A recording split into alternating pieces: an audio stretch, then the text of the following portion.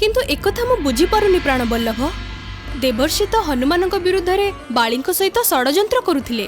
अन्य पक्षरे भाव विभोर होई शिशु हनुमान को अनेक आशीर्वाद मध्य देले। मु तो मोर पिता परमवीर जाम्बवान पाखरु शुणिथिली संगीत रे ज्योतिष शास्त्र रे महाविद्वान, भक्ति शास्त्र प्रथम आचार्य आ वैकुंठवासी विष्णु अर्थात आपणकर परम भक्त से।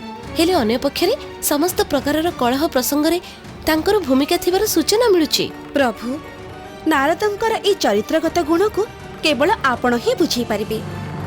कहंतु ना या पछरे केउ रहस्य अछि?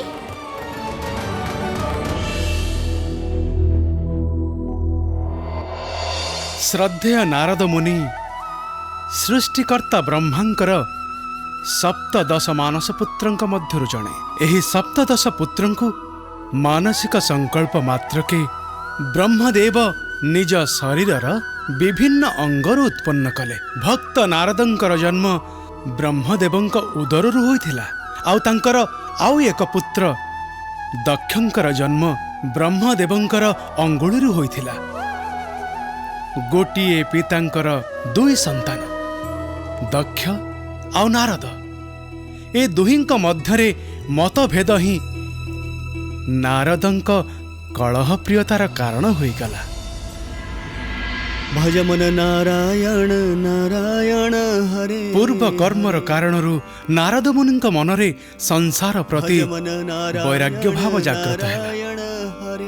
अतएव नारद गृहस्थाश्रम को स्वीकार कले नाही। आउ से वैरागी भक्त होई गले। प्रजापति दक्ष निज पिता ब्रह्मदेवंक कथा मानी गृहस्थ होई गले।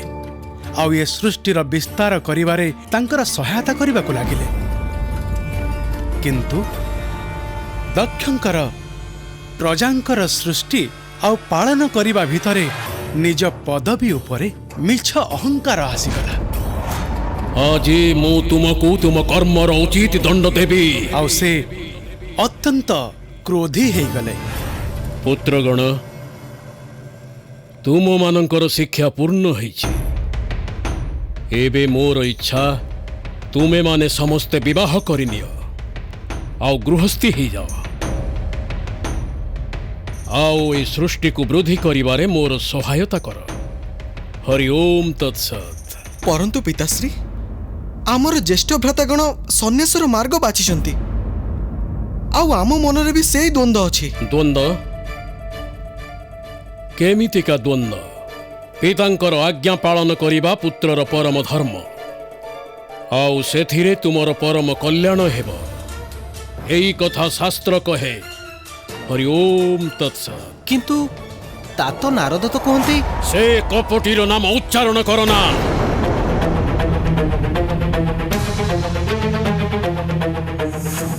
एहा सेही नारदर चक्रांत थिला जेउथि पई तुम ज्येष्ठ भ्रातागण सन्यासी हेई गले।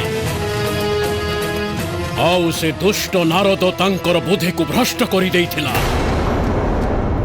हे गोविंद, प्रजापति दक्षंकर से को पुत्र थिले जहांको नारद मुनि सन्यासी सजै दिले? जेबे ब्रह्मदेव दक्षंको सृष्टिर विस्तार करिबा पाई कहिले, तेबे दक्ष तांकर पत्नी बिरिणींक गर्भरु हरेश्व समेत 5,000 पुत्रंकु उत्पन्न कले। नारद मुनि तांकु गृहस्थ आश्रमर विरुद्धरे उपदेश देई सन्यासी सजै देले। एई प्रसंगरे भी नारदंकर कौनसी दोष नथिला। से दक्ष पुत्रंकर मति गृहस्थ आश्रमर नथिला। तांकर पूर्व कर्मर कारणरू से माने सन्यासीर अधिकारी होई सारिथिले। नारद मुनि केवल तांको प्रेरणा देइथिले। तेबे प्रजापति दक्ष पुणी कोन कले? देख मोर पुत्रगण, मो पाखरे कोन नाही। धन संपद अछि, पशुधन अछि, राज्य अछि, हस खेल रे पूरी थिबा परिवार मोर। संसारर सबु सुख मते उपलब्ध। काहेकि ना मो गृहस्थ। आओ गृहस्थ आश्रम ही आत्मकल्याणर शास्त्र सम्मत मार्ग। आउ तुमे माने भी गृहस्थ हेब एहा मोर इच्छा खाली नुहे मोर आदेश मध्य। हरि ओम तत्सत्। स्मरण रखिब तुमे माने से दुष्ट नारद ठारू दूर रे रहिब। ता निकट को केबे जीव नाही। जदि तुम निकट को आसे तेबे तुमे माने ताठू दूर को चली जीव। जदि बा से पछरु डाके तुमे ता कथा सुनिब नाही। एथर बुझिल त?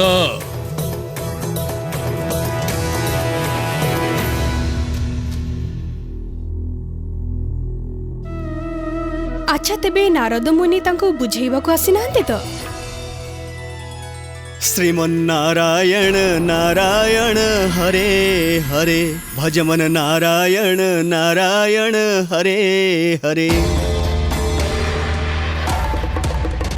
ये केमिति व्यवहार करुछ पुत्रगण? ना नमस्कार ना प्रणाम ना आदर ना कौनसी सत्कार। ताहले प्रजापति दक्ष कण तुम मानकु एही शिक्षा देइछंती? हाँ पिताश्री आमको यही शिक्षा देइछंती। से आपणठू दूरे रहिबाकू कहिसंती, आपणक निकटकू जिबाकू मना करिसंती। आ जदि आपण आम निकटकू आसीबे तेबे आमे दूरकू चली जिबू। जदि आपण पुनश्च कहिबे तेबे आमे कर्ण बंद करदेबू।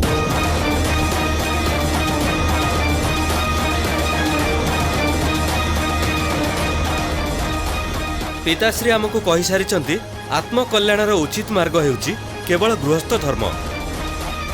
आमे गृहस्थ हेबू आउ सर्वदा सुखरे रहिबू। परंतु प्रजापति दक्ष भी तो गृहस्थ ना, तेबे से सर्वदा सुखी कहीं रही पारु नाहंती? भाबो भाबो।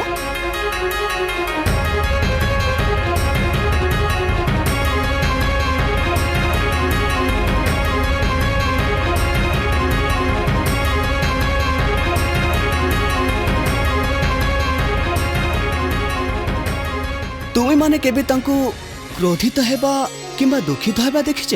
पिताश्री तो आज क्रोधित हो जाइथिले।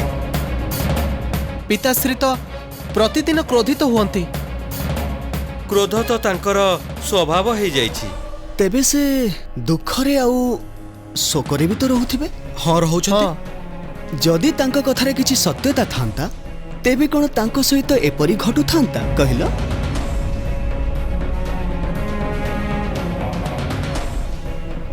नहीं।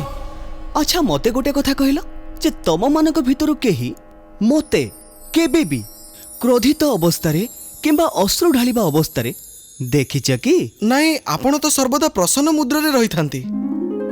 कण मु जणे गृहस्थ? नहीं। आउ सर्वदा सुखरे अछंती। प्रजापति दक्ष त गृहस्थ आउ सर्वदा सर्वदा दुखरे अछंती।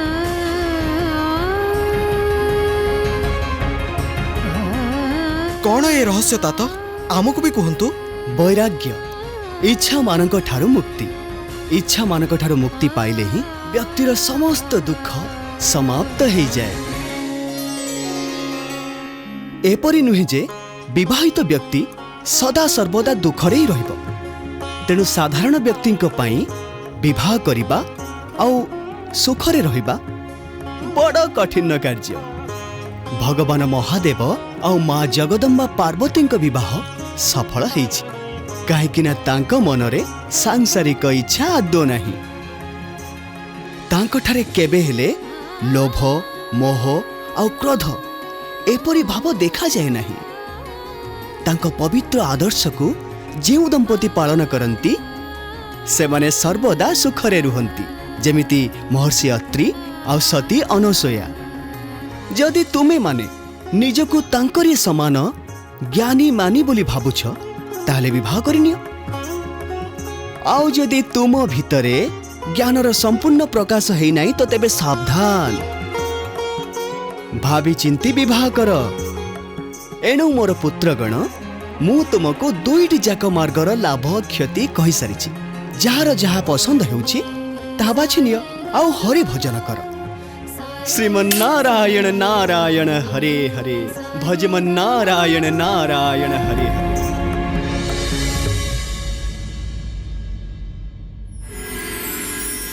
प्रिय नारद दक्षंकर अन्य 100 पुत्रंकु भी सन्यासी सजेई देले।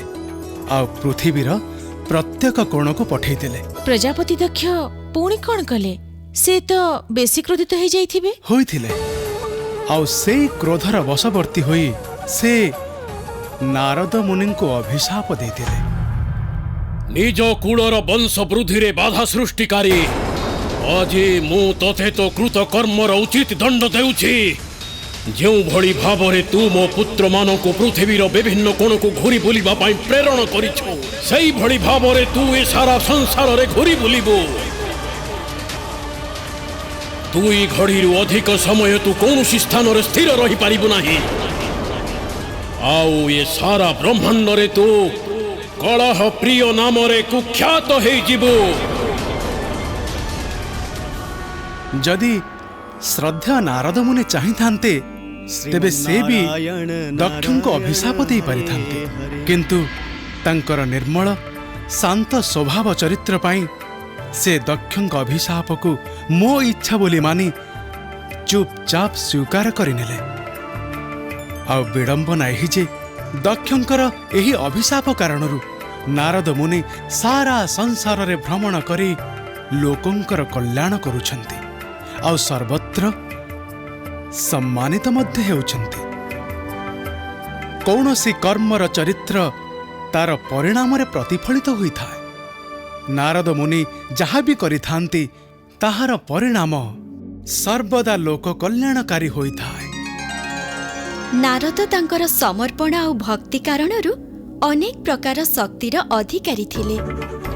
ସେ ଅତୀତ ଆଉ ଭବିଷ୍ୟତର ବି ଜ୍ଞାତା ଥିଲେ। ନାରଦ ମୁନି ଏକଥା ଜାଣିଥିଲେ ଯେ ହନୁମାନଙ୍କ ଉପରେ କୌଣସି ପ୍ରଭାବ ପଡ଼ିବନି, ଆଉ ବାଳି ବିଷ ଦେବା ପରେ ବି ହନୁମାନଙ୍କର କ'ଣ ବା କ୍ଷତି ହେଲା। ବରଂ ଶିଶୁ ହନୁମାନଙ୍କୁ ଦିବ୍ୟ କୁଣ୍ଡଳ ଆଉ କଣ୍ଠହାର ପ୍ରାପ୍ତ ହେଲା। ହେ ପ୍ରାଣବଲ୍ଲଭ, ଶିଶୁ ହନୁମାନ ଏତେ ମନଲୋଭା କାହିଁକି? ମନ ଚାହୁଁଛି ତାଙ୍କୁ କୋଳକୁ ଉଠେଇ ଆଣି ହୃଦୟରେ ଲଗେଇ ମନ ଭରି ସ୍ନେହ କରିବି। କିଛି ବାଳକ ଏମିତି ହୋଇଥାନ୍ତି ଯେ ତାଙ୍କୁ ଦେଖିବା ମାତ୍ରେ ଅତୀବ ଆନନ୍ଦ ମିଳିଥାଏ। ଅଭିନନ୍ଦନ ମହାରାଣୀ, ଅଭିନନ୍ଦନ ମହାରାଜ। ଦେଖ ପୁତ୍ର, ଇଏ ହେଉଛନ୍ତି ଧାଇ ମା।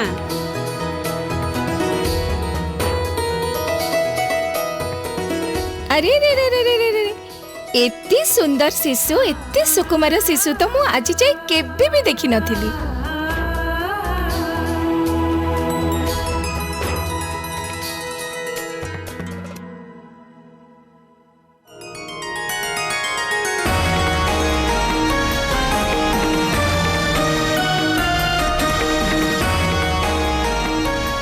আজি ମୁଁ ବହୁତ ପ୍ରସନ୍ନ। ମୁଁ ଚାହେଁ ଆମର ଏ ପ୍ରସନ୍ନତାରେ ସାରା ନଗର ସମ୍ମିଳିତ ହେଉ। ସାରା ନଗରକୁ ପ୍ରଦୀପ ଜଳାଇ ପୁଷ୍ପମାଳାରେ ଆଉ ତୋରଣରେ ସୁସଜ୍ଜିତ କରାଯାଉ। ମନ୍ଦିର ଆଉ ଭବନକୁ ବିଶେଷ ଭାବରେ ସୁସଜ୍ଜିତ କର। ଆଗାମୀ 1.5 ମାସ ଯାଏ ପ୍ରତ୍ୟେକ ଦିନ ଉତ୍ସବର ଆୟୋଜନ କର। କୌଣସି ବି ବ୍ୟକ୍ତି ଭୋକିଲା, ଉଦାସ ଆଉ ଦୁଃଖୀ ନ ରହୁ। ପ୍ରତ୍ୟେକ ଦିନ ସର୍ବସାଧାରଣଙ୍କ ପାଇଁ ରାଜଭବନରେ ରାଜଭୋଗର ପ୍ରବନ୍ଧ କରାଯାଉ। ନାଥ, ମୋର ଏକ ଇଚ୍ଛା ଥିଲା। ପ୍ରକାଶ କର ପ୍ରାଣେଶ୍ୱରୀ।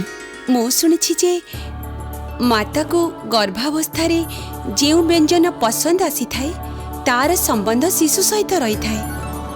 ଆଉ ଗର୍ଭାବସ୍ଥାରେ ମୋତେ କ'ଣ ପସନ୍ଦ ଲାଗୁଥିଲା ଏକଥା ତ ଆପଣ ଜାଣିଛନ୍ତି। କ୍ଷୀରି କ୍ଷୀରି ଅତ୍ୟନ୍ତ ପସନ୍ଦ ମୋ ପୁତ୍ରକୁ।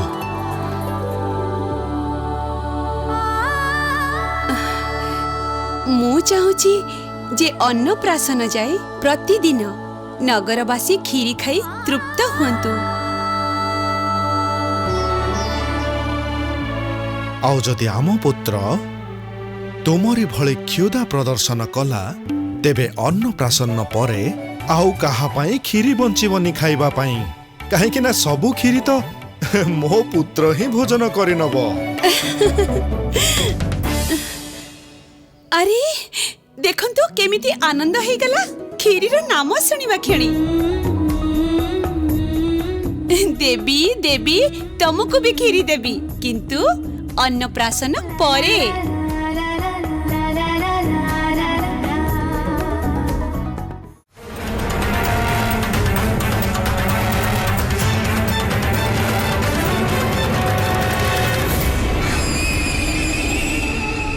एते वर्ष परे युवराजंकर जन्मोत्सवर ए शुभ अवसर आसीची। प्रातः काल रे ए अलौकिक तेज को देखि पंडित माने बड़ शुभ संकेत बोली कहउचंती। सेई दिव्य तेज आम युवराजंक शरीर रु बाहरी थिला। कौन ताहले यह सत्य जे कौनसी दिव्य आत्मा अवतार नहीं आम युवराजंक रूप रे।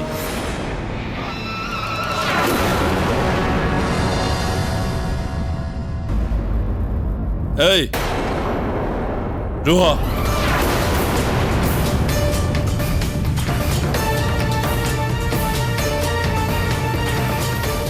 नियो भाई मुह मिठा कर खीरी खाई दियो। अरे संकोच करो नहीं तुम्हें कौन एक कथा जानी न युवराज जन्म नहीं नियो नियो।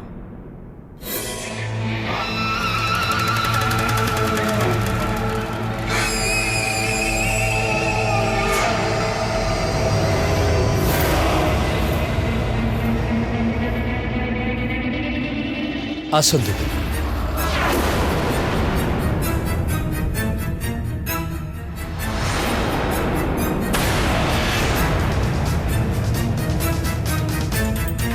एबे तो खीरी को देखी घृणा लागुची मते।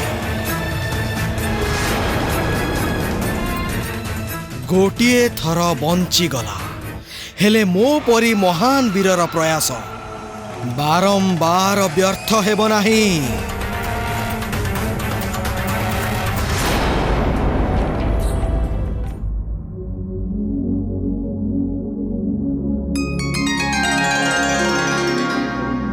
आपण कौन चिंता करूछंती आर्यपुत्र? मते लागुछि कौन लागुछि? प्रातः कालरू अंजनेय मते भारी लागुछंती। एमिति कथा कहंतुनी। शिशु को माता पितांकर दृष्टि भी लागी जाई थाए।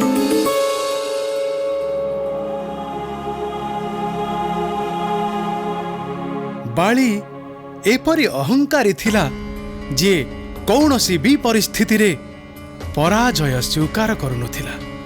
शिशु हनुमान को मारिबा पाई प्रथम थर असफल हेला परे भी निराश हेबा बदल रे ओलटा आहुरी क्रोधित होइगला। पुणी से आउ एक कुटिल योजना सहित अंजनेय को मारिबा पाई पहुंची गला।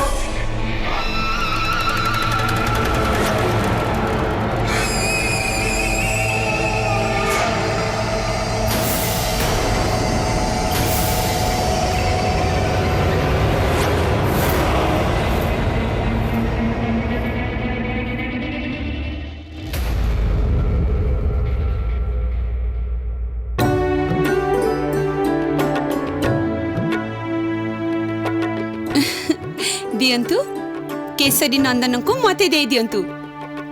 यांकर स्नान करिवार समय हे गलानी। एबे तो सिए जीवेनी एबे सिए मो सहित खेलिबे।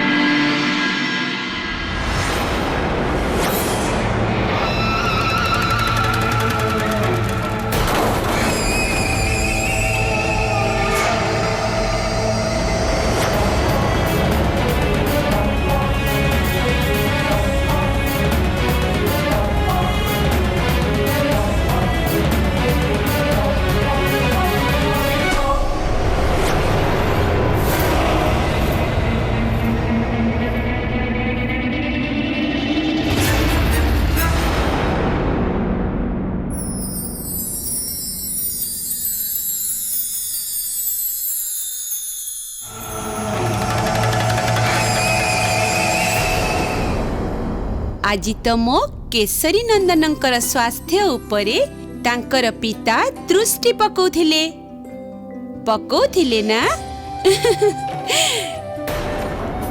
किछि असुविधा नहीं। एबे मु सबु दृष्टिर उपचार करि दउछि। एबे मो धन को आउ लागिबनी कोनसी दृष्टि। आशीष देबे समग्र सृष्टि। ममता प्रेमर हेब वृष्टि आउ लागिबनी कोनसी कुदृष्टि।